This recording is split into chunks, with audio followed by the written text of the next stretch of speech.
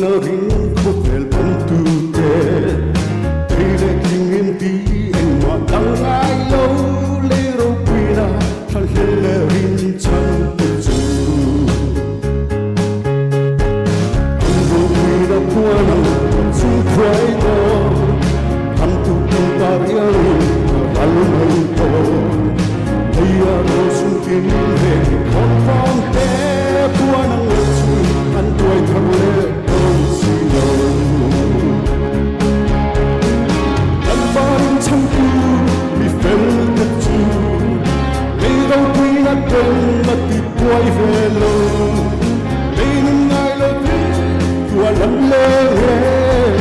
Anong hinatuin ang sinsolo Anong natuloy ang sinselo Ang paliro ko'y nakadilaw tse Tang karusong tamtang kadilaw tse Nang mabolde turin kay siyam lagang ng nahi Iro'y ng mga tse Tunte lâu in heriam sen Kun sang nam po lâu in heriam sen mak se At suay ve cho do lâu kan lal pa tu Chat tuan ta aro in sual sen do si Lal pa rin cham tu ni fel ke tu Leiro kui na ten at di buay ve lâu Leiro ngai lo Tua nang lenge Ang lim na tuwin ang sinzolo Ang lom na turu ang sinselo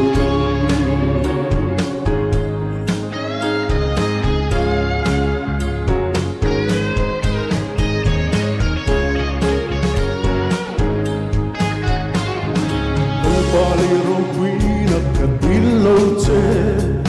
Ang karusong tamda kadilaw tse Nang mabol kay turing kay siyam lakan nahi Iro'y ng mga tse Lente low in herliam seli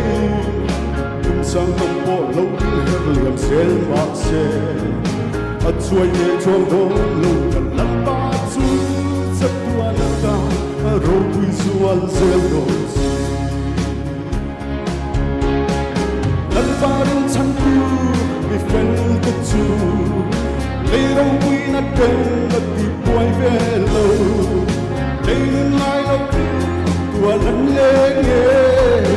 Anong him na tuwin ang sinzolo Ang lom na turu ang sinselo Ang lom na turu ang sinselo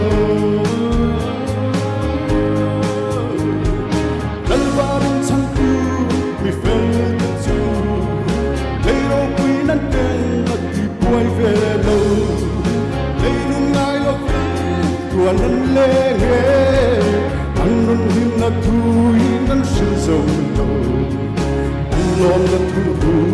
ang sinselo Lalpasa Uro Pidarose